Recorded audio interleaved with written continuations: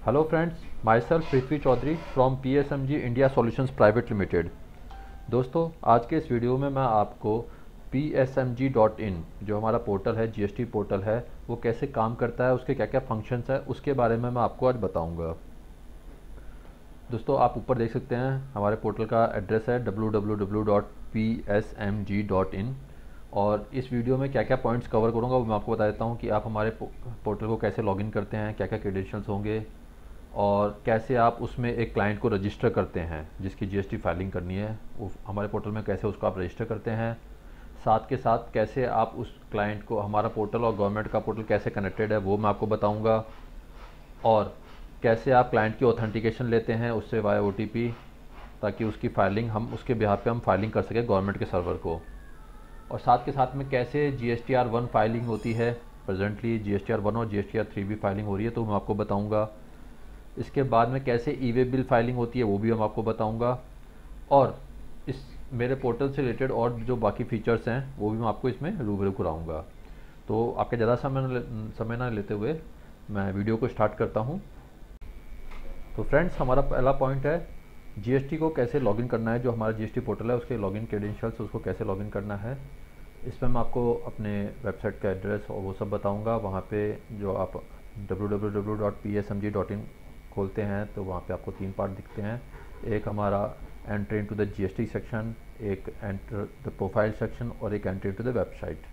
तो जब आपको GST के में फाइलिंग करनी है तो आपको प्रेस करना है entry into the GST section. वहाँ पे आपसे यूज़र नेम और पासवर्ड मांगा जाएगा जो हम आपको प्रोवाइड करते हैं, और उसी के बिहाफ पे आप आने फिर पूरी की पूरा आपका लॉगिन क्रेडेंशियल्स यही आपके मतलब हम प्रोवाइड करेंगे आपको, और वही आपका पूरा का पूरा GST सुविधा केंद्र का यूज़र नेम पासवर्ड रहेगा, जिसके थ्रू आप आगे की पूरी GST फाइलिंग कर सकते हैं। तो मैं आपको इसका सैंपल दिखा देता हूँ। तो फ्रेंड्स, हमारे पोर्टल को लॉगिन करने के लिए आपको इंटरनेट एक्सप्लोरर चाहिए होगा। चाहे आप उसको क्रोम यूज़ करिए या फिर मोजिला यूज़ करिए या फिर इंटरनेट एक्सप्लोरर कोई सा भी आप यूज़ करते हैं। जैसे मैं यहाँ पे क्रोम ओपन कर लेता हूँ और अब मैं ऊपर एंटर करता हूँ www.psmg.in।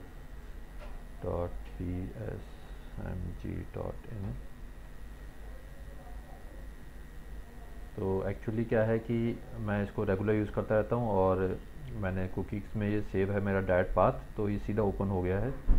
आप जब पहली बार मेरे www.psmg.in ओपन करेंगे तो एंट्री इनटू द वेबसाइट्स आएगा, वहाँ पे आपको entry into the GST section पे क्लिक करना है। तो अब जैसे ये एक मैंने डेमो बना कर रखा हुआ है, एक्चुअली ये लाइव है, हमने इसको एक फॉर क्लाइंट्स को हमने डेमो देने के लिए मैंने ये ID जनरेट करी थी। ठीक, तो इसमें पासवर्ड वासवर्ड सब कुछ डाला हुआ है, बस इसमें आपको कैप्चा डालना है।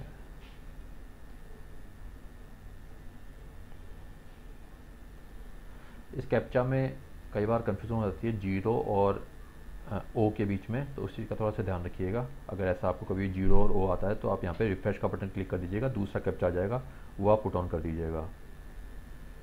तो जब आप इसको सबमिट करते हैं तो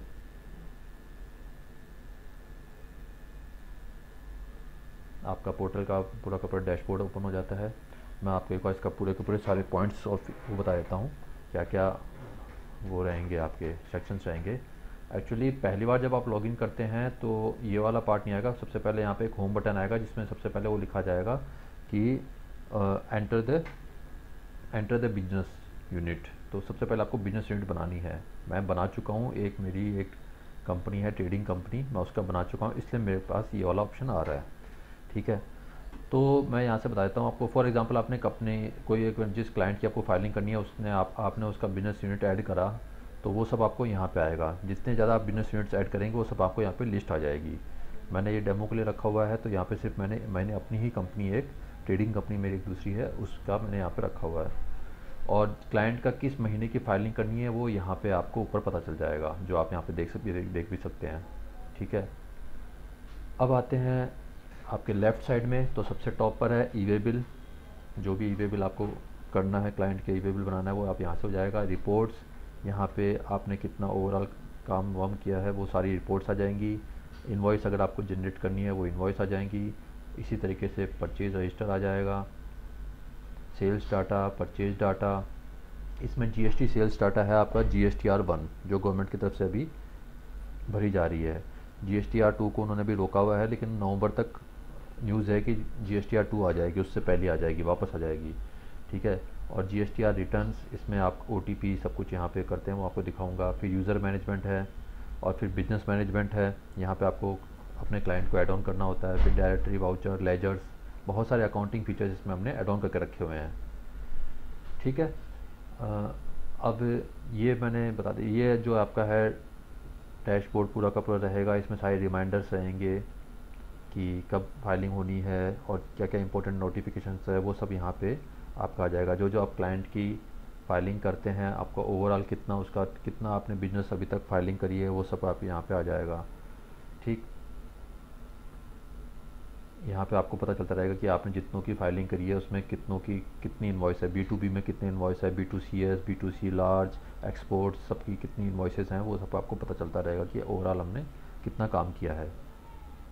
तो ये हमारा लॉगिन सेक्शन है और ये आपका डैशबोर्ड है।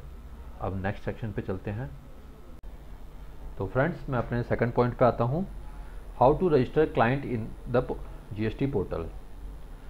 जो हमारा पोर्टल है www.psmg.in, उसमें अगर आपको किसी भी क्लाइंट की GST फाइलिंग करानी है तो पहले आपको क्लाइंट को हमारे पोर्टल में रजिस्टर करना होगा। ये एक बार की एफर्ट है। अब एक्चुअली इसमें क्या है कि आप ये देख के चलिए, जैसे कोई एक बड़ी कंपनी का एग्जांपल लेता हूँ, XYZ लिमिटेड कोई कंपनी है, उसके पूरे इंडिया में बहुत सारे वेयर हाउस है हर स्टेट में। तो उस पर्टिकुलर कंपनी का तो पैन नंबर 1 होगा, तो वो तो एक क्लाइंट हो गया, उसको आपने रजिस्टर करा। अब क्या है कि हर स्टेट में उसका अगर वेयर हाउस है तो हर स्टेट का GST नंबर दूसरा होगा, तो हमें उसको स्टेट वाइज भी हमें रजिस्टर करना है जिस स्टेट में आपका वो क्लाइंट है। फॉर एग्जांपल, जैसे कोई राजस्थान में हमारा कोई GST सुविधा केंद्र है, तो जाहिर सी बात है उसका पास का क्लाइंट होगा वो राजस्थान वाला ही, उसका GST नंबर होगा। तो उस क्लाइंट का XYZ लिमिटेड का तो राजस्थान का तो GST सेक्शन है ना, और जो राजस्थान का उनको जो GST नंबर मिला है, आपको बस वही रजिस्टर करना है अगर आपको उनकी सिर्फ राजस्थान की फाइलिंग करनी है। अब अगर उसको आपको तमिलनाडु की फाइलिंग करनी है तो तमिलनाडु का GST नंबर रजिस्टर करना है। इस तरीके से ये एग्जाम्पल है। अब मैं आपको इसको पोर्टल में भी दिखा देता हूँ। तो फ्रेंड्स, वापस आते हैं हम अपने मेन पोर्टल पे। तो अब मैं आपको बताने वाला हूँ, जैसे बताया था कि क्लाइंट को कैसे रजिस्टर करते हैं। तो क्लाइंट को रजिस्टर करने के लिए आपको बिजनेस मैनेजमेंट पे आना है, लेफ़्ट साइड में जो है, और यहाँ पे आप देखिएगा 4 बटन्स हैं, view business, add business, view business unit, add business unit. तो इसमें जो ये ऐड बिजनेस है और एक ऐड बिजनेस यूनिट, इसमें क्या अंतर है? सबसे पहला आता है ऐड बिजनेस। जैसा आपको मैंने बताया कि ये कंपनी है XYZ लिमिटेड, तो पूरे पैन इंडिया के लिए वो रजिस्टर्ड कंपनी है XYZ लिमिटेड के नाम से, तो उसका एक पैन नंबर होगा। तो पहले तो आप उस कंपनी को रजिस्टर करेंगे यहाँ पे ऐड बिजनेस में। ठीक है। जब वो रजिस्टर कर दोगे तो आपको व्यू बिजनेस यूनिट पर क्लिक करोगे तो दिख जाएगी आपको कंपनी। अब वो तो कंपनी एक हो गई, लेकिन हर स्टेट में कंपनी को अलग GST नंबर चाहिए होगा। तो सपोज अब कंपनी का यूनिट है, वेयर हाउस है राजस्थान में, तो राजस्थान के लिए उसने एक अलग से GST नंबर लिया होगा। तो उस GST नंबर को रजिस्टर करने के लिए, उस यूनिट को रजिस्टर करने के लिए आपको ऐड बिजनेस यूनिट में क्लिक करके उसको रजिस्टर करना पड़ेगा। अब फॉर एग्जांपल वो कंपनी का एक और यूनिट है कर्नाटका में और आपको कर्नाटका की भी फाइलिंग करनी है, तो आपको कर्नाटका की उस यूनिट को अलग से रजिस्टर करना पड़ेगा। तो जहाँ जहाँ की उसको फाइलिंग करनी है वो आपको अलग से रजिस्टर करनी पड़ेगी। तो सबसे पहले मैं ऐड बिजनेस यूनिट का आपको एग्जांपल दिखा देता हूँ। जैसे ऐड बिजनेस यूनिट पर आप क्लिक करते हैं,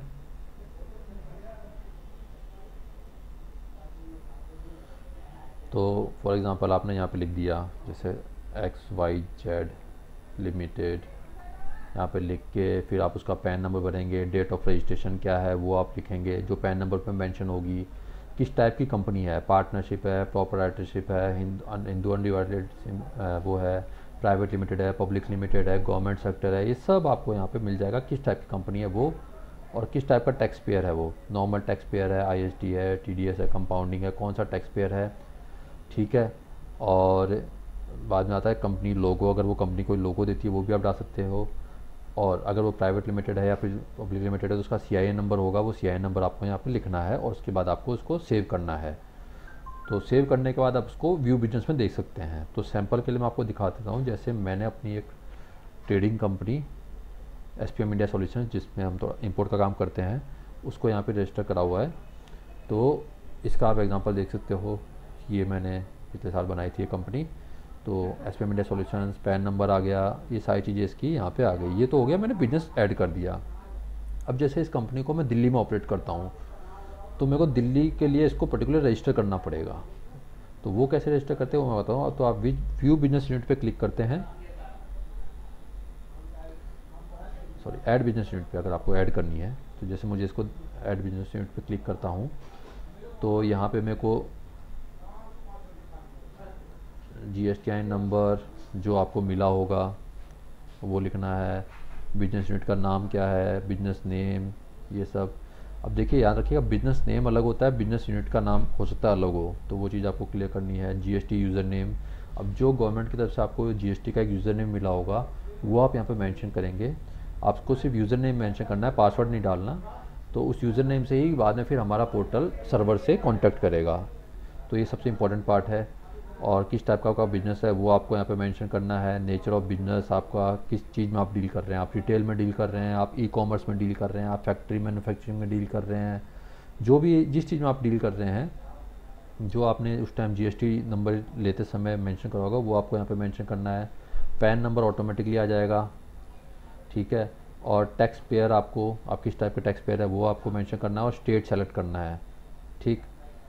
बाद में फिर वही है, आप एक्टिव, और लास्ट ईयर का आपको एक लमसम आपको बिजनेस का टर्नओवर आपको मेंशन करना है इसके अंदर, ठीक। डेट ऑफ रजिस्ट्रेशन मेंशन करना है। और यहाँ पे आपको कंपनी की जो फॉर एग्जांपल एक फैक्ट्री वेयर हाउस है, हमारी जो फैक्ट्री है अलीपुर में, उसकी आपको डिटेल यहाँ पे भर देनी है, ठीक है। उसके बाद में अगर 2-4 फैक्ट्री आपकी और है उसी स्टेट के अंदर, तो वो भी आप यहाँ पे मेंशन कर सकते हैं। ऐड मोर बिजनेस से उसको भी आप ऐड ऑन कर सकते हैं। अगर आप ई-वे बिल का यूज़ करते हैं तो उसका यूज़र नेम और पासवर्ड आप यहाँ पे डालेंगे, पुट ऑन करेंगे, तो हमारा सर्वर हम आपके GST सर्वर से कांटेक्ट कर लेगा। फिर प्रिंसिपल ने कॉन्टैक्ट पर्सन का भी आप यहाँ पे डिटेल डाल सकते हैं, जिससे हमें कांटेक्ट करना है, जिसके पास में फ़ोन नंबर सब कुछ आता है, और ये सेव नेक्स्ट कर देंगे आप, ठीक। तो अब मैं इसका एग्जांपल आपको दिखा देता हूँ व्यू बिजनेस यूनिट में। जैसे यही मेरी कंपनी मैंने रजिस्टर करी थी, आपको बताया था। तो इसको मैं खोल के दिखा देता हूँ, एडिट में जाता हूँ फिर से। अगर गलती से आप कुछ कोई एरर भी कर देते हैं तो आप उसको फिर से कर सकते हैं।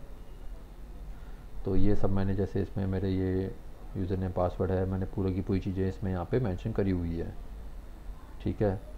और अलग अलग जो हमारे वेयर हाउस हैं और फैक्ट्रीज़ हैं उन सबके और ऑफिस एड्रेस, ये सब हमने इसमें मेंशन करा हुआ है, ठीक। कंसर्न पर्सन में मेरा ही नीचे नंबर दिखेगा इसमें आपको। तो इस तरीके से आप क्लाइंट को रजिस्टर कर सकते हैं। और उसको बाद में फिर जितने क्लाइंट को आप रजिस्टर करेंगे उसको व्यू बिजनेस यूनिट में आप आराम से देख सकते हैं। यहाँ पे क्लिक करके यहाँ पे लिस्ट आपको पूरी की पूरी मिल जाएगी, जितने आपके क्लाइंट्स रजिस्टर होंगे, ठीक है। अब एक चीज़ और है, जो जो क्लाइंट को आप रजिस्टर करेंगे आपको यहाँ से उनको सेलेक्ट करते रहें जब उनकी फाइलिंग करनी होगी आपको। तो अब अगले पॉइंट पे चलते हैं। तो हमारा नेक्स्ट पॉइंट है how to connect with government GSTN portal. Actually क्या है कि जब भी आप हमारे पोर्टल से लॉगिन करते हैं और किसी क्लाइंट को आप हमारे पोर्टल में रजिस्टर करते हैं, तो एक बार के लिए हमें गवर्नमेंट का जो पोर्टल है उससे एक बार परमिशन लेनी पड़ती है। ये गवर्नमेंट की गाइडलाइंस है। अगर उसने पहले से, आपके क्लाइंट ने किसी और से भी कभी किसी और दूसरे प्राइवेट पोर्टल से भी सर्विस ली होगी, तो जाहिर सी बात है उससे परमिशन ले चुका होगा वो वहाँ से, तब तो हमें परमिशन नहीं चाहिए। लेकिन अगर उसने पहली बार वो किसी प्राइवेट पोर्टल से सर्विसिंग करा ले रहा है तो उसको परमिशन चाहिए होगी। तो वो परमिशन कैसे होती है, वो API परमिशंस होती हैं। वहाँ पे API एक्सेस आपको लेना होता है। वो किस तरीके से मैं आपको बता दूंगा अभी एग्जांपल में। और ये इस आपको इसमें जब API एक्सेस लेना है तो आपको क्लाइंट का यूज़र नेम पासवर्ड से उसका जो GSTN का जो यूज़र नेम पासवर्ड है वो लेके उसे खोल के वहाँ पे मैनेज API एक्सेस में जाके उसको इनेबल करना है। ये एक बार की मेहनत होती है, उसके बाद में आप रेगुलर अपने क्लाइंट की फाइलिंग कर सकते हैं, कोई दिक्कत नहीं आएगी आपको। तो मैं आपको इसका एग्जांपल दिखा देता हूँ। तो फ्रेंड्स वापस अपने पोर्टल के मेन बोर्ड पे, डैशबोर्ड पे आते हैं। अच्छा, जैसे मैं इस पॉइंट पे मैं आपको क्लियर करूँगा कि हमें अगर किसी क्लाइंट की फाइलिंग करनी है तो हमें पहले गवर्नमेंट के सर्वर से परमिशन लेनी होगी। अब वो परमिशन कैसे होगी, ऐसा तो है नहीं कि हमें एप्लीकेशन लिख के भेजनी होगी कि हाँ भाई गवर्नमेंट उसका रिस्पॉन्स देगी तब हम फाइलिंग करेंगे, ऐसा नहीं है। गवर्नमेंट ने कुछ कोड्स बनाए हैं। हमने जो ये पोर्टल बनाया है तो कम्प्लीटली गवर्नमेंट के गाइडलाइंस के हिसाब से ही बनाया है, हम लोग गाइडलाइंस से हट के नहीं जा सकते कोई चीज़, ठीक। तो गवर्नमेंट ने ये कहा है कि अगर आपको किसी भी क्लाइंट की, क्योंकि हम एक प्राइवेट प्लेयर हैं, आपको किसी भी क्लाइंट की फाइलिंग करनी है तो आपको हमारे से पहले वैलिडेशन लेना होगा पर्टिकुलर उस क्लाइंट के लिए। वो कैसे होगा, आप उस क्लाइंट के, जो उस क्लाइंट ने जीएसटी नंबर जब लिया होगा तो उसने गवर्नमेंट के पोर्टल पे रजिस्टर होकर जीएसटी नंबर लिया होगा, तो वहाँ से उसको एपीआई एक्सेस लेनी होगी। एपीआई एक्सेस क्या होता है, एक्चुअली एपीआई एक्सेस होती है आपकी, जैसे कि ये प्रोग्रामिंग की कम्युनिकेशन लैंग्वेज होती है। जैसे कि मैं आपसे बात कर रहा हूँ, हिंदी में बता रहा हूँ आपको, तो आपको समझ में आ रहा है। वैसे ही एपीआई एक्सेस होती है कि आपस में एक दूसरे को सर्विस रिक्वेस्ट देते हैं। इसका फुल फॉर्म होता है एप्लीकेशन प्रोग्रामिंग इंटरफेस। इसमें क्या होता है कि हमारा पोर्टल कहता है कि हाँ भाई मुझे इस क्लाइंट की फाइलिंग करनी है और इसकी एपीआई बताओ आप। अगर एपीआई एक्सेस ओके होगी तब तो गवर्नमेंट हमारी एंटरटेन करेगा, नहीं तो फिर सर्वर हमें डिनाई कर देगा हमारी एपीआई एक्सेस को। तो फॉर एग्जांपल आप किसी क्लाइंट को, जैसे यही है एसपीएम इंडिया सॉल्यूशंस है, सपोज ये एक क्लाइंट है, आपको इसकी फाइलिंग करनी है और ये पहली बार, सपोज एसपीएम इंडिया सॉल्यूशंस पहली बार किसी प्राइवेट प्लेयर से फाइलिंग करा रहा है, तो इसमें होगा क्या कि आपको, इसको मैं लॉग आउट कर देता हूँ एक बार, ये गवर्नमेंट का पोर्टल है, ठीक। इसको फिर से फ्रेश खोल देता हूँ। आपको गवर्नमेंट का पोर्टल खोलना है। एक्चुअली मैंने सबको बुकमार्क में साइन करके रखा हुआ है इसके, ताकि मेरे को आसानी हो। बाकी आपको खोलना है https://services.gst.gov.in। ये गवर्नमेंट का पोर्टल है। यहाँ पे आपको जिस क्लाइंट की फाइलिंग करनी है उसका यूज़र नेम पासवर्ड एंटर करना है।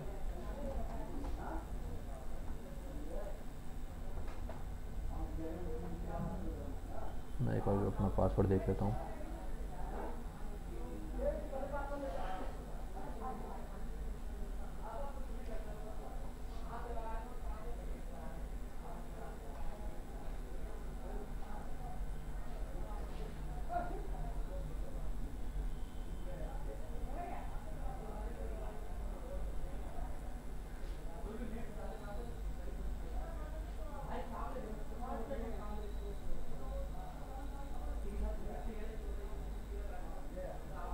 अब फ्रेंड्स, ये सपोज आपके क्लाइंट का आपने डैशबोर्ड खोल लिया, ये गवर्नमेंट के पोर्टल में आपने क्लाइंट को लॉगिन कर लिया। यहाँ पे आपको व्यू प्रोफाइल में जाके, थोड़ा पोर्टल स्लो रहेगा क्योंकि गवर्नमेंट का पोर्टल है, थोड़ा बात समझिएगा।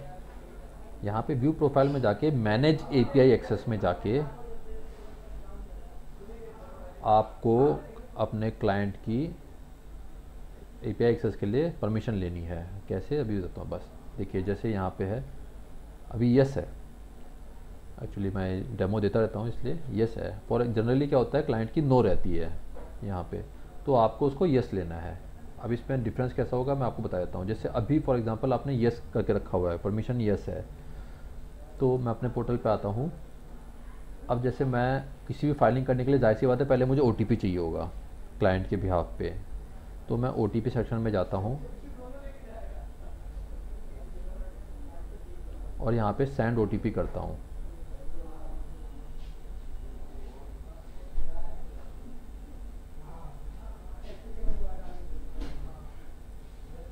तो देखिए ये ओटीपी सेंड सक्सेसफुली, ये आप टाइम नोट कर लीजिएगा, ये 2:46 है। हाँ, और ओटीपी आ गया मेरे मोबाइल नंबर पे। उसका टाइम होगा लगभग उसका है 2, सेम यही है।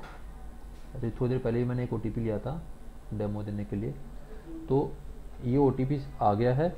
इसको मैं अपने व्हाट्सएप पे आपसे शेयर भी कर दूंगा, दिखा भी दूंगा आपको, ठीक। अब ये तो क्या है कि मैंने वहाँ से एपीआई एक्सेस यस थी, तो ओटीपी मेरे पोर्टल के थ्रू गवर्नमेंट ने परमिशन भेजी और आपके पास, क्योंकि ये मेरी कंपनी है और मेरा ही नंबर रजिस्टर है, तो मेरे पास ओटीपी आ गया। आप जिस क्लाइंट की फाइलिंग करनी है, उस क्लाइंट ने जब जीएसटी नंबर लेते समय जो अपना मोबाइल नंबर डाला होगा, उस मोबाइल नंबर पे ओटीपी जाएगा। वो ओटीपी आपको यहाँ पे डाल के वेरीफाई करना है, तभी आप उसके बिहाफ पे फाइलिंग कर सकते हो, नहीं तो फाइलिंग नहीं कर सकते, ठीक है। और ये एक टाइप से कहें तो ये गवर्नमेंट इंश्योर कर रही है कि आपने क्लाइंट से ओटीपी लिया है, इसका मतलब क्लाइंट आपको परमिशन दे रहा है फाइलिंग करने के लिए, ठीक। अब अगर मैं यहाँ पे नो कर दूँ, जैसे ये नो है, इसको मैं कंफर्म कर देता हूँ, ये नो कर दिया मैंने, ठीक है। तब क्या होगा, तब क्या मैं ओटीपी भेज पाऊँगा? यहाँ पे देख लेते हैं।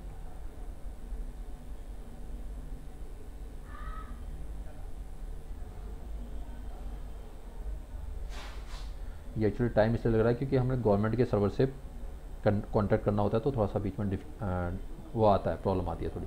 अच्छा, ये देखिए, API access is not available और user expiry duration is less than और इक्वल टू ऑथेंटिकेशन। मतलब अब हमें API एक्सेस वहाँ से नो हो चुका है, तो अब हमें परमिशन नहीं है। अब कोई भी प्राइवेट प्लेयर उस क्लाइंट की GST फाइलिंग नहीं कर सकता। 100 बात की एक बात अगर इस तरीके से समझाऊँ तो, जब तक हमें यहाँ से यस नहीं रहेगा हम उसकी फाइलिंग नहीं कर सकते। अब देखिए, मैं फिर से यस कर दिया है। अब मैं आपको दिखा देता हूँ कि उसकी फाइलिंग कैसे हो पाएगी। फिर से OTP भेजूँगा, आपको क्लियर हो जाएगा। देखिए, फिर से करता हूँ।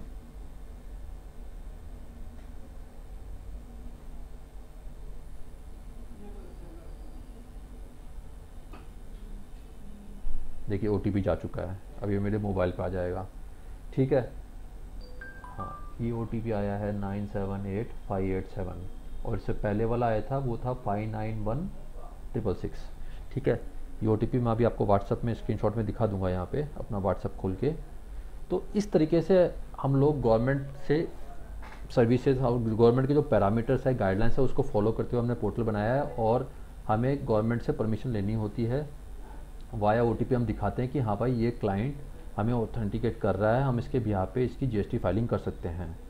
और जाहिर सी बात, अगर हमें गवर्नमेंट से हम परमिशन यहाँ पे ले रहे हैं और सारी चीज़ बाद में फिर OTP से हो रहा है, तो मतलब हमने सारी गवर्नमेंट की गाइडलाइंस फॉलो करते हुए ही सॉफ्टवेयर बनाया है। तो आई होप ये पॉइंट आपका क्लियर हो गया है। अब मैं आपको कोशिश करूँगा कि आपको स्क्रीनशॉट भी दिखा दूँ इसका। एक्चुअली मेरे मोबाइल पे आ रहे हैं, तो मैं अब नेक्स्ट पॉइंट पे चलता हूँ। तो फ्रेंड्स, जैसा मैंने आपको OTP के लिए बताया था, तो मैंने अपना व्हाट्सअप ऐप खोल लिया है। मैं यहाँ पे स्क्रीनशॉट भी लिया था मैंने उसका, मैं आपको दिखा देता हूँ उसका। ये 2 स्क्रीनशॉट एक्चुअली क्या है, मैं वीडियो रिकॉर्डिंग करते समय बीच में थोड़ा सा मिस कर दिया था, इसलिए मैंने 2 वीडियो रिकॉर्ड करे थे। तो उस टाइम 2 बार ये व्हाट्सअप आया, मुझे अब ये कंफ्यूज थोड़ा सा हो गया था कि मैं कौन से वाला प्रेजेंट का था। तो मैं दोनों दिखाता हूँ आपको। पहला 2:37 के टाइम में, एग्जैक्ट 2:37 PM, ये आई थिंक पहले का है। ठीक है, इसको पास ऑन करते हैं। दूसरा 2:34 PM और एक 2:48 PM, इसी के करीब हमने वीडियो रिकॉर्डिंग करते समय OTP के लिए रिक्वेस्ट करी थी। तो ये मतलब मेरा मोबाइल का स्क्रीनशॉट है, क्योंकि मेरे पास में OTP आए थे दोनों।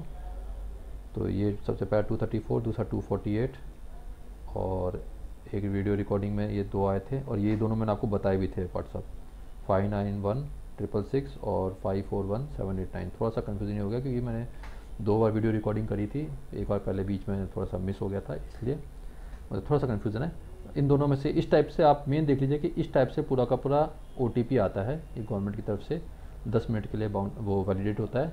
10 मिनट के बीच में आपको क्लाइंट से लेके ये डालना होता है, पुटअप करना होता है। और ये चाहे आप गवर्नमेंट की साइड से करिए, चाहे प्राइवेट पोर्टल से करिए, ये OTP तो आपको चाहिए होगा क्लाइंट का, इसके बिना आप नहीं कर सकते फाइलिंग। तो आई होप ये आपका पॉइंट क्लियर हो गया होगा कि हम किस तरीके से हम गवर्नमेंट से लिंक है और कैसे हम गवर्नमेंट की गाइडलाइंस को फॉलो करके और हम कैसे ऑथेंटिकेट होते हैं, और हम किस तरीके से गवर्नमेंट से ऑथराइज हैं GST फाइलिंग के लिए। सो अब हम नेक्स्ट पॉइंट पे चलते हैं। तो हमारा नेक्स्ट पॉइंट जो कि है how to authenticate by OTP, ये मैं आपको ऑलरेडी बता ही चुका हूँ पहले ही, मतलब दोनों पॉइंट मैंने एक साथ ही बता दिए कि OTP से हमें कैसे क्लाइंट से वो ऑथेंटिकेशन लेके क्लाइंट के बिहाफ पे हमें GST फाइलिंग करनी है। तो इसमें तो कुछ बचा नहीं है, कुछ इन्फॉर्मेशन देने के लिए मैं आपको पूरा बता ही चुका हूँ। तो हम अपने नेक्स्ट पॉइंट पे चलते हैं। हमारा नेक्स्ट पॉइंट है how to file GST sales data. इसको आप GSTR1 भी कह सकते हैं, क्योंकि इस टाइम पे गवर्नमेंट ने GSTR2 जिसे परचेज डाटा कहते हैं उसको तो बंद करके रखा हुआ है। इस टाइम पे जो हम फाइलिंग हो रही है वो सिर्फ और सिर्फ GSTR1 और GSTR3B की फाइलिंग हो रही है। तो मैं अब आपको दिखाता हूँ कि GSTR1 कैसे फाइल होती है। इसके अंदर मैं सेक्शन वाइज आपको बता देता हूँ। सबसे पहले हम इन्वॉइस को इंपोर्ट करते हैं, हम पूरी की पूरी एक्सेल शीट को अपलोड कर लेते हैं, चाहे उसके अंदर कितनी भी इन्वॉइस हो, 1000 हो, 2000 हो, 3000 हो, हमें कोई फ़र्क नहीं पड़ता। हमारे लिए तो 1 टाइम की सर्विस है और हम उसका एक फिक्स रेट है हमारा। आप चाहें तो अपने क्लाइंट से नंबर ऑफ़ इन्वॉइसेस पे एक्स्ट्रा चार्ज कर सकते हैं, वो एक GST सुविधा के अंदर और क्लाइंट के बीच की डीलिंग है। अब क्या है सेकंड पॉइंट, जैसे आप देख रहे हैं मैप इन्वॉइस।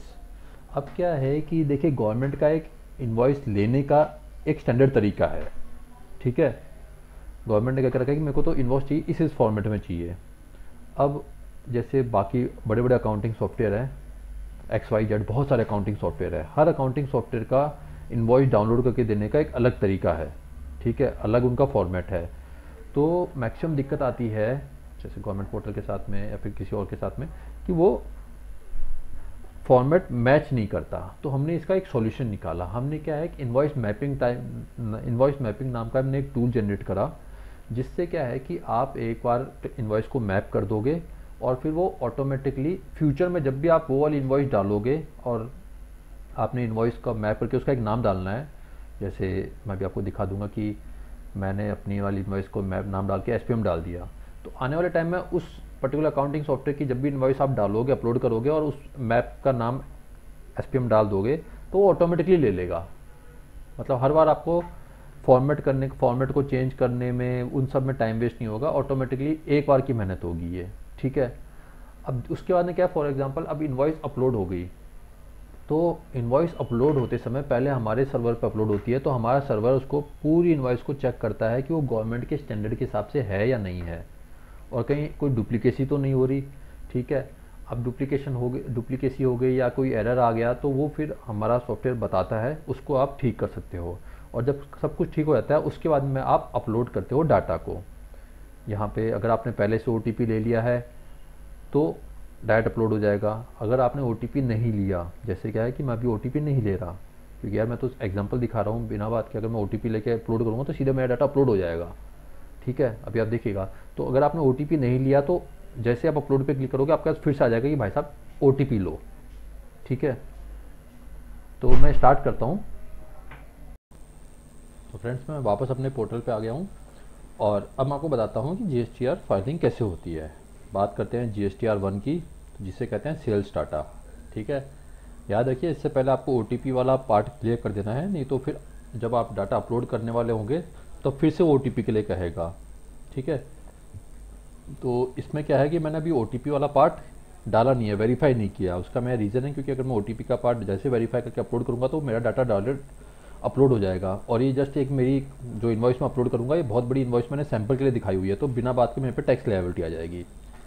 लेकिन आपको जब क्लाइंट की OTP फाइल वो क्लाइंट की GSTR फाइलिंग करनी है तो आप पहले ही OTP के लिए कर लीजिएगा, ज़्यादा बेहतर रहेगा। तो स्टार्ट करते हैं। GST सेल्स डाटा पे आप जाते हैं, व्यू इंपोर्ट इन्वॉइस पे क्लिक करते हैं, ठीक है।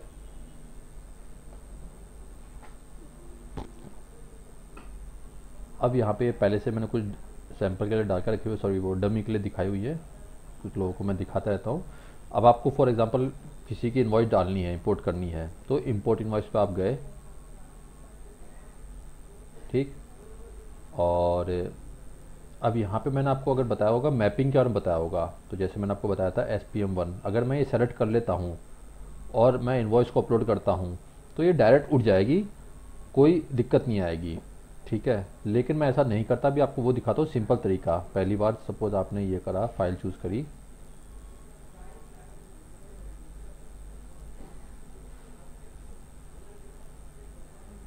ये एक सैंपल मैंने तैयार करके रखा हुआ है, ठीक है। आप इस पे यहाँ पे जाइए, इंपोर्ट इनवॉइस पे,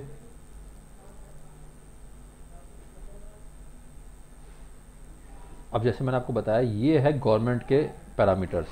गवर्नमेंट को जो इनवॉइस चाहिए उसके इन्होंने कोड्स रखे हुए हैं इस टाइप से, और क्योंकि ये मैंने भी अपना भी सैंपल उसी हिसाब से डिज़ाइन किया हुआ है, तो अभी जो इनवॉइस मैंने अपलोड करी उसके ऊपर ये वाले पैरामीटर्स इस तरीके से सेम लिखे हुए हैं। लेकिन अगर आप कोई और सॉफ्टवेयर यूज़ करते हैं जो योवर्स लिखा हुआ है इसके नीचे, वो हो सकता है फील्ड्स का नाम कुछ दूसरा हो, जैसे यहाँ पे गवर्नमेंट का पैरामीटर है इनवॉइस स्टेटस और यहाँ पे हो INVST लिखा हो सिर्फ, तो बस ये आपको मैप करने हैं। जैसे अभी अगर मैं इसके बदले कुछ और यहाँ पे क्लिक कर दूंगा तो ये दोनों टेबल्स आपस में लिंक हो जाएगी, ठीक है। तो आपको सही तरीके से मैप करने, जैसे सप्लायर GSTN के सामने सप्लायर GSTN कर दिया, ठीक है। अब अगर सेव टेम्पलेट करूँगा और SPM 1 लिख दूंगा या फिर कुछ भी लिख दूंगा, नाम लिख दूंगा, और नेक्स्ट टाइम जब भी मुझे इनवॉइस अपलोड करनी होगी मैं सिर्फ वो नाम सेलेक्ट करूँगा और इनवॉइस अपलोड करूँगा, तो ये वाला पार्ट नहीं आएगा। मैं उसका भी डमी आपको दिखा दूंगा। अभी फॉर एग्जांपल मैं सेव टेम्पलेट नहीं करता, ये मैंने मैपिंग कर दी और मैप पे क्लिक कर दिया, ठीक है। तो ये आपका मैप हो गया, फिर आपने प्रोसीड पे क्लिक कर दिया। अब जितनी बड़ी आपकी इन्वॉइस होगी ना, उतना थोड़ा टाइम लेगा, क्योंकि हमें सारी वैलिडेशंस करनी है। गवर्नमेंट जैसे हमें पैरामीटर्स दिए हैं, हमें उस पैरामीटर्स के साथ जो डाटा आप दे रहे हो, हर पैरामीटर की हमें वैलिडेशन चेक करनी है गवर्नमेंट के बिहाफ पे। तो अब एग्जाम्पल ये वैलिडेशन के बाद में खुल गया हमारा।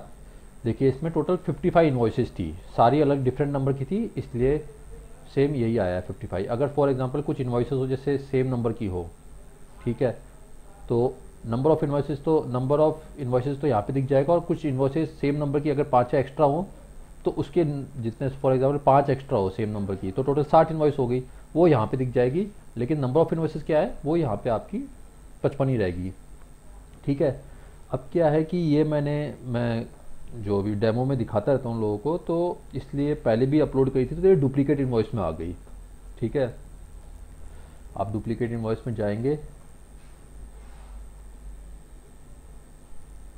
और यहाँ से क्लिक करके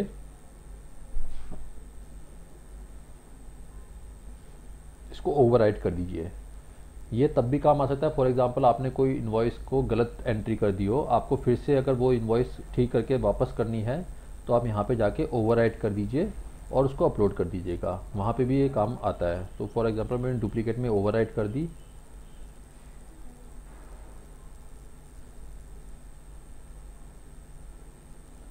अब आ गई है वैलिड इन्वॉइस में।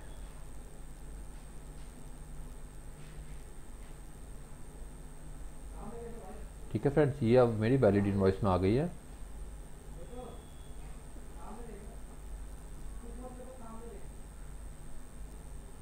अब यहाँ पे आप इसको अपलोड कर सकते हैं, ठीक। अब मैं आपको वो वाला एग्जांपल फिर से बता देता हूँ, जो मैंने मैपिंग से कैसे होता था उसका एग्जांपल भी दे देता हूँ आपको। इसको एक बार स्किप करते हैं, ठीक है। ये अपलोड के नीचे जो तैयार रहती है ना, वो यहाँ पे रहती है, आप अपलोड पे जा सकते हैं। अभी फॉर एग्जांपल फिर से मैं आता हूँ इंपोर्ट इन्वॉइस पे, और मैंने आपको मैपिंग का एग्जांपल बताया था, तो मैंने SPM1 को मैप कर लिया, ये सेलेक्ट किया। ये मैंने मैपिंग पहले से सेव करके रखी हुई थी टेम्पलेट। अब मैं जो फाइल चूज़ करूँगा, देखिए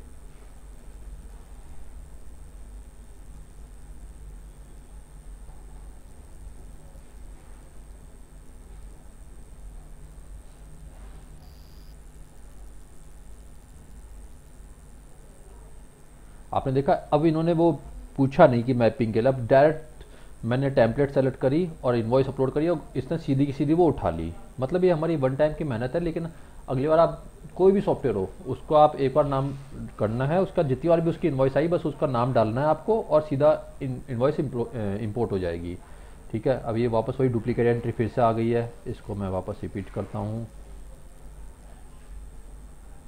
तो आई होप ये चीज़ क्लियर हो गई होगी। मैंने दोनों पार्ट दिखा दिए आपको, मैपिंग किसे कहते हैं और विदाउट मैपिंग कैसे इंपोर्ट होती है, दोनों चीज़ मैंने आपको बता दी। अब मैं इसको ऊपर से सेलेक्ट ऑल करके ओवरराइट कर देता हूँ। सेलेक्ट ऑल करके ओवरराइट कर दिया।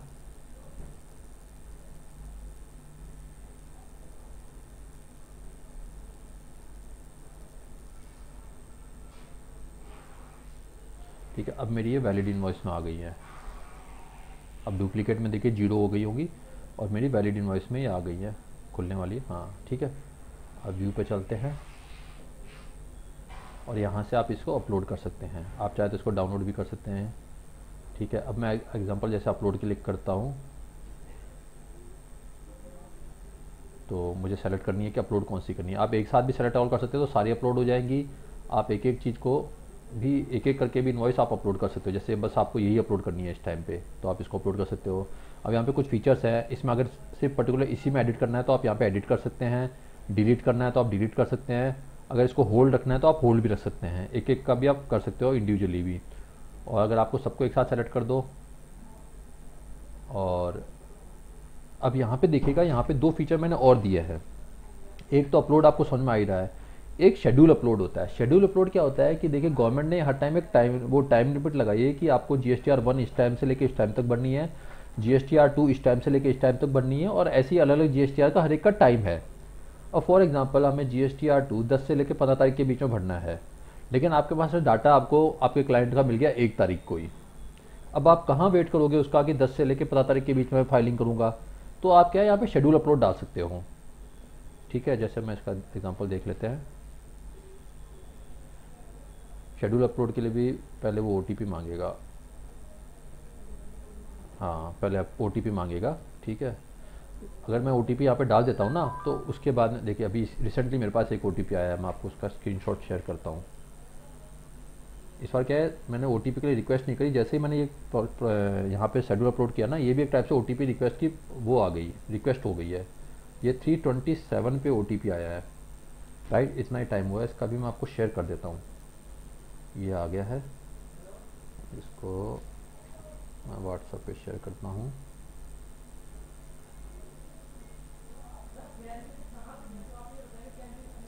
अपलोड हो गया, मैं आपको दिखा देता हूँ इसका।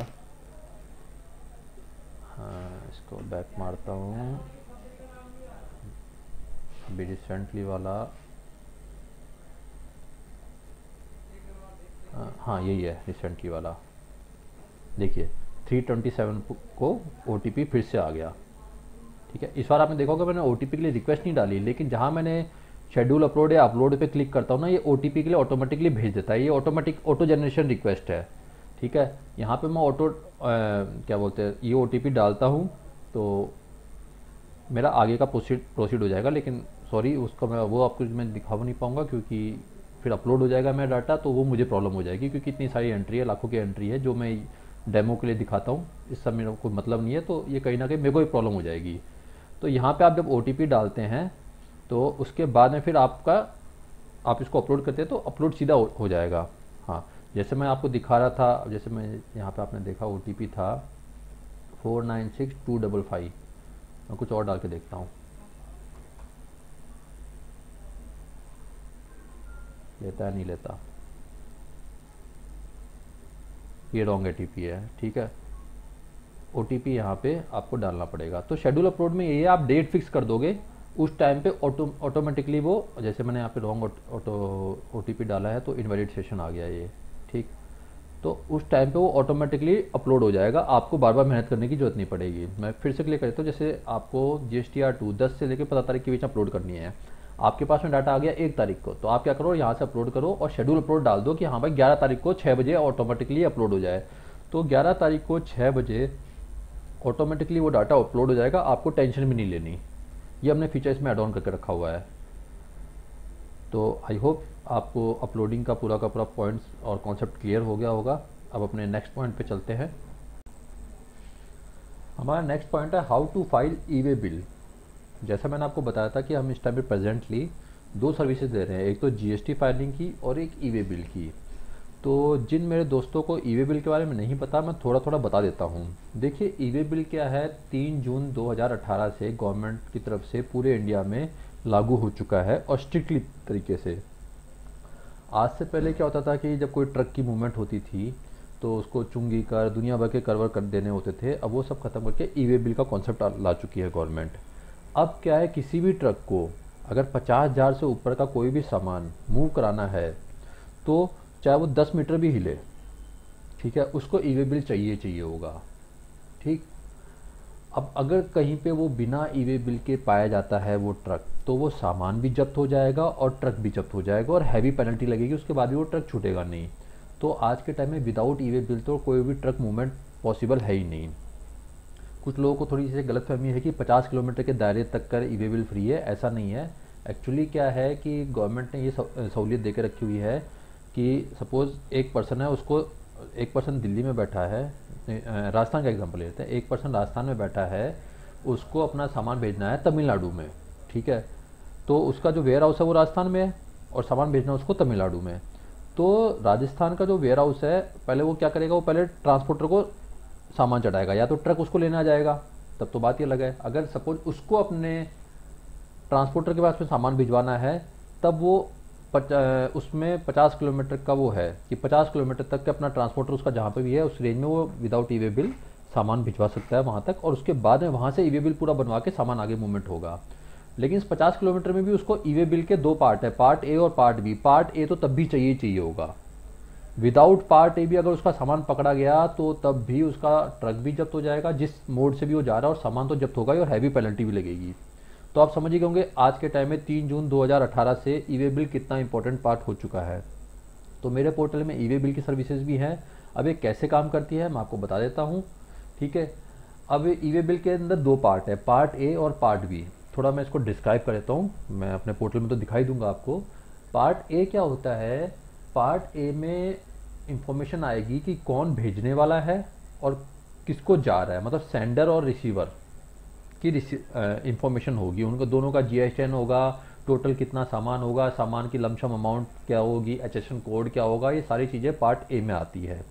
और पार्ट बी में आता है आपका ट्रांसपोर्टर की डिटेल, कि कौन से ट्रांसपोर्टर के थ्रू जा रहा है, कौन से ट्रक नंबर पे, मतलब इसमें स्पेशली ट्रक नंबर भी है। अगर गाड़ी से वाया ट्रेन जा रहा है तो ट्रेन का नंबर, वाया एयर वो प्लेन जा रहा है तो प्लेन नंबर, हर चीज़ प्रॉपर पार्ट बी में मेंशन करना पड़ेगा कि आपका व्हीकल का जो मूवमेंट है, जो भी आप ट्रांसपोर्ट यूज़ कर रहे हैं, मीडिया यूज़ कर रहे हैं, उसका क्या नंबर, उसका पर्टिकुलर, जैसे जहाज़ है तो जहाज़ का नंबर, टाइमिंग, ट्रक है तो ट्रक का नंबर, सब कुछ उसमें, और ट्रांसपोर्टर की जीएसटी आईडी, सब कुछ पार्ट बी में मेंशन होगा। तो सपोज़ कई बार आपको पार्ट बी क्या बोलते हैं नहीं पता होता, जनरली कई बार ऐसा होता है कि पार्ट बी नहीं पता होता और आपको ट्रांसपोर्टर के पास में सामान भेजना है जो 50 किलोमीटर के अंदर दायरे में है, तब भी आपको पार्ट ए तो भर के भेजना ही पड़ेगा। ठीक है, बाकी डिटेल मैं आपको अगले कभी पूरे नॉलेज वाले सेक्शन में दे दूंगा, अभी तो मुझे पोर्टल के नॉलेज देनी है, तो मैं सीधा पोर्टल पे आता हूँ। तो फ्रेंड्स वापस आते हैं अपने पोर्टल पे और मैं सीधा जाता हूँ यहाँ से ई वे बिल पे। ठीक, ई वे बिल पे जाके मैंने व्यू पे क्लिक किया। अब यहाँ पे देखिए अलग अलग टाइप से हैं, एक तो है जनरेट ई वे बिल, आपको एक ई वे बिल बनाना है वो, दूसरा गेट ई वे बिल, ठीक है, एक कंसोलिडेटेड ई वे बिल पे होता है, अलग टाइप के ई वे बिल है। मैं पहले जनरेट ई वे बिल पे आते हैं। तो यहाँ पे आपको पार्ट ए की डिटेल भरनी है सारी की सारी, ठीक है, और ये जो नीचे आप देख रहे हैं ये पार्ट बी की डिटेल है। पार्ट बी में जैसे ट्रांसपोर्टर का नेम, ट्रांसपोर्टर की आईडी, उसका जीएसटी नंबर, अप्रोक्सीमेट डिस्टेंस कितना होगा पूरे सामान को पहुंचाने का, व्हीकल मोड में चाहे रोड हो, रेल हो, एयर हो, शिप हो, ये 4 टाइप के मोड होते हैं। व्हीकल नंबर मेंशन करना है, vehicle type, regular, over cargo है, किस टाइप का है, ट्रांसपोर्टर का डॉक्यूमेंट नंबर, ये सब हमें मेंशन करना है। ठीक है, और साथ के साथ में जैसे अब मैं स्टार्ट करता हूँ, सेलेक्ट वेयर हाउस, आपको वेयर हाउस सेलेक्ट करना है, select type, inward outward, inward. Actually क्या है कि इसके लिए पहले आपको उस क्लाइंट का ना जीएसटीआईएन, वो ई वे बिल का नंबर भी चाहिए होगा, वो एक्चुअली हमारे पास में है नहीं। मेरे वाले काम में मुझे इसकी ज़रूरत नहीं पड़ी, तो मैंने ई वे बिल नंबर लिया नहीं है। तो जब मैंने आपको शुरुआत में यूज़र मैनेजमेंट में बिजनेस मैनेजमेंट में मैंने जब क्लाइंट को वो कर रहा था ना, ऐड कर रहा था, तो वहाँ पे देखा होगा आपने ई वे बिल का भी यूज़र नेम पासवर्ड मांगा था। तो यहाँ पे वो प्रॉपर उसके यूज़र नेम पासवर्ड से उसका अपने आप ऑटोमेटिकली उसकी डिटेल्स आ जाती है यहाँ पे। ठीक है, फिर आपका इनवार्ड है या आउटवार्ड है ये यहाँ पे हो जाता है, जैसे मैंने इनवार्ड लिख दिया। ठीक है, सब टाइप क्या है, सप्लाई है, इंपोर्ट है, जॉब है, किस टाइप का है, खुद के अपनी वन वेयर हाउस से दूसरे वेयर हाउस भेजने का चीज़ है, सेल्स का रिटर्न है, मतलब कई बार सेल्स हमने जो करी है उसका रिटर्न भी आता है, ये है, ये सब आपको डालना है यहाँ पे। ठीक है, जैसे मैं सप्लाई डाल देता हूँ। फिर सप्लाई का डॉक्यूमेंट नंबर, क्या आप सप्लाई इसके बिहाफ पे इनवॉइस ई वे के साथ साथ में आप कौन सा डॉक्यूमेंट और फेवर में भेज रहे हो इसके, जैसे सप्लाई का इनवॉइस हो गई, ये सब हो गया, ये सब इसमें मेंशन करना है। Document type, tax invoice, bill of supply, bill of entry, challan, credit note, ये सब कौन सा डॉक्यूमेंट इसके साथ में आप भेज रहे हो वो उसका पर्टिकुलर वो मेंशन करना है। Document number, date, dispatch state code, कौन से जगह से डिस्पैच हो रहा है उसका स्टेट कोड आपको मेंशन करना है।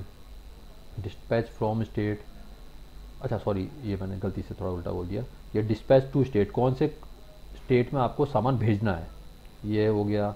ठीक है, यहाँ पे आप सेलेक्ट करेंगे, जैसे मुझे भेजना है कुछ भी ले लेता हूँ, जैसे मुझे पंजाब भेजना है। ठीक है, डिस्पैच फ्रॉम स्टेट, कौन से स्टेट से भेजना है, तो मैं यहाँ पे जैसे लिख दूंगा अपना दिल्ली। ठीक है, जो मुझे दिल्ली से पंजाब भेजना है। अब यहाँ पे आ जाएगी मेरी जीएसटीएन आईडी। ठीक है, नेम आ गया, प्लेस आ गई, कौन सी प्लेस से भेज रहा हूँ, एड्रेस आ गया। ठीक है, कंट्री कोड आ गया, सॉरी वो स्टेट कोड आ गया। ठीक है, आप स्टेट डाल सकते हो यहाँ से, पिन कोड आ गया, ऑटो प्रिंट चाहिए या फिर नहीं चाहिए। और अब यहाँ पे आप आइटम डालेंगे, उनका HSN नंबर डालेंगे, उसकी टैक्सेबल अमाउंट डालेंगे, जो भी उनका HSN नंबर है, जैसे कुछ भी ऑटोमेटिकली वो आपको पता होना चाहिए आपका आइटम का, या फिर वो बंदा बता देता है जो उसका आइटम उसको भेज रहा है। और जितने आप इसमें नंबर ऑफ़ आइटम्स ऐड कर सकते हैं, ठीक है, टोटल अमाउंट उसकी यहाँ पे आती जाएगी। ठीक, ये हो गया पार्ट ए। और बाद में फिर आप यहाँ पे ट्रांसपोर्टर की डिटेल भर के पार्ट बी करके इसको सेव करेंगे, तो ये एक इन्वॉइस बन जाएगी। यही इन्वॉइस आप आगे उसका प्रिंट निकाल के पर्सन के साथ में आगे भेज सकते हैं, ट्रक के साथ में। अगर सपोज उसका ट्रांसपोर्टर भी 50 किलोमीटर दूर है, लेकिन जो पार्ट है तो आपको भरना ही पड़ेगा, वो यहाँ से आप भर सकते हैं। और अगर दोनों चीज़ों की पता है इन्फॉर्मेशन, तो आप वैसे ही भर सकते हैं। अब ये हमने इस तरीके से ही बनाया है कि एक ट्रांसपोर्टर जिसका काम ही ट्रांसपोर्ट का है पूरा का पूरा, उसके लिए भी हमने बनाया है। उसके पास बहुत सारे ई वे बिल होते हैं, तो वो कंसोलिडेटेड में यहाँ पे भी कर सकता है वो कैसे बेच रहा है। जैसे ये कंसोलिडेटेड ई वे बिल है। कंसोलिडेटेड ई वे बिल क्या होता है कि जैसे एक ट्रांसपोर्टर है, क्योंकि मैंने जो ये पोर्टल बनाया है ये मैंने सबके लिए बनाया है। ये मैंने CA के लिए बनाया है, जैसा आप यहाँ पे देख रहे हैं, directory, voucher, ledger, purchase register, invoice, reports, ये सब जाहिर सी बात है CA के काम है। तो ये मैंने CA के फेवर में भी बनाया हुआ है और मैंने ट्रांसपोर्टर के फेवर में बनाया है। मैंने सबके लिए पोर्टल इस तरीके से बनाया है कि सब लोग आराम से इसको यूज़ कर सके। अब बात आती है ट्रांसपोर्टर पे। सपोज एक ट्रांसपोर्टर है, कई बार होता है कि एक ट्रक के अंदर अलग अलग कंपनियों के बहुत सारे सामान होते हैं, तो हर कंपनी का अलग अलग ई वे बिल हो गया। तो उन ई वे बिल को कोलाइड किया जाता है, वो उससे कहलाया जाता है, वो कहलाया जाता है कंसोलिडेटेड ई वे बिल। ठीक है, कंसोलिडेटेड ई वे बिल। इसमें आपका आ गया कि कहाँ से भेजा जा रहा है, जैसे मैंने लिख दिया भाई दिल्ली से भेजा जा रहा है, कहाँ पे भेजा जा रहा है उसका नाम हो गया। यहाँ पे व्हीकल नंबर मेंशन करना जरूरी है, और सही व्हीकल नंबर। अगर व्हीकल नंबर दूसरा हो गया ना, तो वो ट्रक भी जब्त हो जाएगा, सामान भी जब्त हो जाएगा। ट्रांसपोर्ट का डॉक्यूमेंट नंबर जो ट्रांसपोर्टर जो वो करेगा, वो ट्रांसपोर्ट की डेट, और यहाँ पे ई वे बिल नंबर देखिए, EBN, ई वे बिल नंबर। यहाँ पे जितने भी आप सब कंपनीज़ के ई वे बिल है ना, उन सब के आप यहाँ पे वो ई वे बिल नंबर डालोगे और ऐड करते जाओगे और सेव कर दोगे, और उसके बाद वो प्रिंट हो जाएगा। ठीक है, ये हो गया कंसोलिडेटेड ई वे बिल का सैम्पल। इस तरीके से आप कंसोलिडेटेड भी निकलवा सकते हैं और एक इंडिविजुअल भी निकाल सकते हैं। तो आई होप ये पॉइंट आपको क्लियर हो गए होंगे।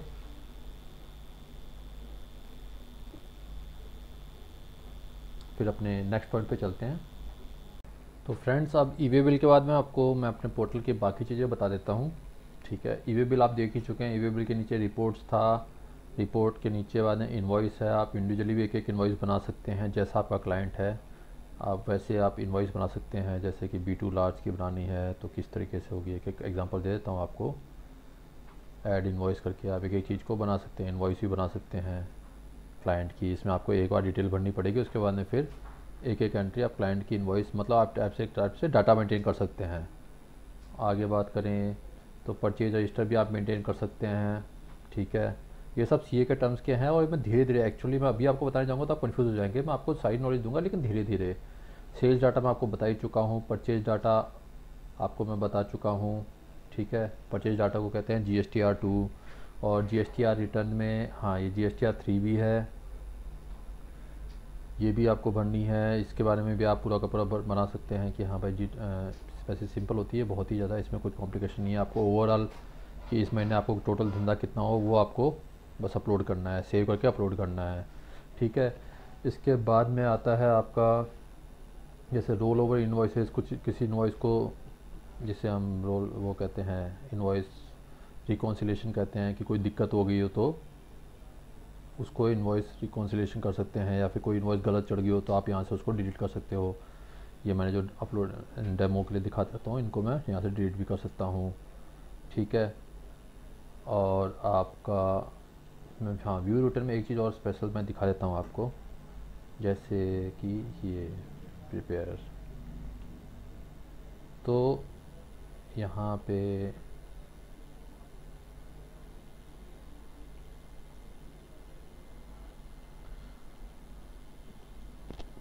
होल्ड रखिएगा आप, ये हो रहा प्रोसेस। हाँ, जो मैंने वो सॉरी यहाँ पे भी OTP मांगता है, हर जगह OTP मांगेगा ऑथेंटिकेशन के लिए। जो मैंने आपको इनवॉइस अपलोड करी थी जिसमें 55 एंट्रीज़ थी, अब क्या है यहाँ पे चीज़ सब दिखेगा। ये पार्ट जो आपका लेफ़्ट साइड का पार्ट है, ये हमारा पोर्टल के अंदर पूरा अकाउंटिंग सॉफ्टवेयर है, जिसमें हम पूरा बता देंगे कि हाँ भाई आपकी GSTR इतनी बन रही है, टोटल इतना आपको फाइलिंग करनी है, और इतना आपका वो बन रहा है। ये लमसम आपको पूरा, लमसम के एग्जैक्ट आपको पूरा बता देते हैं। ये पार्ट है कि जैसे ये डाटा आप यहाँ पे अपलोड कर देंगे तो यहाँ पे भी गवर्नमेंट की तरफ से क्या वो रिटर्न आता है कि हाँ आपकी ओवरऑल कितनी बनी है, वो यहाँ पे है आ जाता है, आपको मेंशन हो जाता है। तो आप यहाँ पे दोनों को कैलकुलेट करके देख सकते हैं कि हाँ भाई, सॉरी मैच करके देख सकते हैं कि हाँ भाई बिल्कुल सही बनी है, क्या सीन है। तो ये चीज़ का भी हमने पूरी फैसिलिटीज़ में दी हुई है। और भी बहुत सारे फीचर्स हैं जो अभी मैं आपको बताऊंगा तो थोड़ा कहीं ना कहीं आप ज़रूर कंफ्यूज हो जाएंगे, ठीक है। और इसके आगे जब चलते हैं, हर एक के आप GSTR 3 भी कर सकते हैं, 4 भी कर सकते हैं, 2 भी कर सकते हैं, हर एक का आप कर सकते हैं। हमने बहुत तैयार हमने सब कुछ करके रखी हुई है हमारे पोर्टल पे। सारी GSTR आप देख लीजिए, GSTR 5, 6, 7, 8, 9, 10। लेकिन क्या है, अभी गवर्नमेंट ने इनकी APIs रोक के रखी हुई है। गवर्नमेंट ने जिसकी परमिशन दे के रखी हुई है वो है इस टाइम GSTR 1 और 3 भी, ठीक है। बाकी हमने अपनी तरफ से सब तैयार करके, जैसे गवर्नमेंट ओके करती है हमारी तरफ से ये चालू हो जाएगी, ठीक। अब है जैसे इसके बाद में यूज़र मैनेजमेंट है, बिजनेस मैनेजमेंट में आपको बता चुका हूँ। डायरेक्टरी आप मेंटेन रख सकते हैं अपने क्लाइंट्स की, वाउचर आप बना सकते हैं, ठीक है। एडवांस पेमेंट कितनी करी, किसको दी, ये सब वाउचर बना सकते हैं। लेजर्स आप मेंटेन रख सकते हैं। इसी तरीके से आप सारी चीज़ें कर सकते हैं और अपने पेमेंट, चालान, रिसीव, ये सब भी आप बना सकते हैं, ठीक है। तो आई होप आपको मोटा मोटा क्लियर हो गया होगा कि हमारा पोर्टल किस तरह से वर्क करता है। बहुत सारे फीचर्स हैं जो CS से रिलेटेड हैं, जो जिसकी मैं नॉलेज देता हूँ, लेकिन वो धीरे धीरे, क्योंकि पहले मैं एक बार मैं आपको दूंगा तो आप भी काफ़ी कंफ्यूज हो जाएंगे। अभी जो मेन चीज़ है, आपको GST फाइलिंग करनी है, वो सब मैं आपको बता चुका हूँ। वे बिल कैसे आप करते हैं, इस तरीके से ये हमारा पोर्टल पूरा का पूरा वर्क करता है। आई होप आपको समझ में आ गया होगा। और इसके बाद भी अगर कोई डाउट आते हैं तो आप हमसे बात कर सकते हैं, हमारा नंबर नीचे मेंशन है ही। So thank you. So friends, इसी के साथ मेरा ये वीडियो कंप्लीट होता है। आई होप मैंने अपने सारे पॉइंट्स जो मैंने शुरुआत में मेंशन करे थे आपको ब्रीफ तरीके से समझा पाया। अगर कहीं पे कोई पॉइंट मैं अगर मिस कर गया हूँ या गलती से मैं आपको बताना भूल गया हूँ तो आप मुझे कांटेक्ट करके बता सकते हैं। मैं कोशिश करूँगा कि नेक्स्ट वीडियो में आपको कवर कर सकूँ। मैं रेगुलरली नए नए वीडियोस बनाता रहता हूँ और पुराने डिलीट करता रहता हूँ। जैसे कोई नई चीज़ आती है, अपडेट होता है, मेरे पोर्टल में कोई अपडेट होता है तो मैं नया अपलोड कर देता हूँ वीडियो, पुराने वाले को डिलीट कर देता हूँ। तो आप रेगुलर टच में रहिए और कोई भी आपकी क्वेरी होती है आप यहाँ पे बात कर सकते हैं, नंबर मेंशन है। हाँ, अब मेरी जो एक मेन कंसर्न है कि जो ये पोर्टल है, मैं आप कहेंगे कि मैं फ्रेंचाइजी तो ले लूँगा, लेकिन मैं इसको करूँगा कैसे। तो हम आपको रेगुलर हर पॉइंट पे वीडियोस बनाते हैं, जैसा कि इस वीडियो में भी आप मैक्सिमम चीज़ समझ जाएंगे। उसके बाद में भी क्या है, मैं अलग अलग टाइप से FAQs जनरेट करता रहता हूँ, क्लाइंट से कैसे डील करनी है, बहुत सारी चीज़ें हैं। वो क्या है कि हम फ्रेंचाइजी होने के बाद ही मैं अपने बिजनेस सीक्रेट रिवील करता हूँ कि अब आपको बिज़नेस कैसे करना है। इससे पहले जो अभी मेरा डेमो का वीडियो का जो डेमो था, आई होप वो मैंने आपको पूरा क्लियर कर दिया। सो thank you very much, have a good day.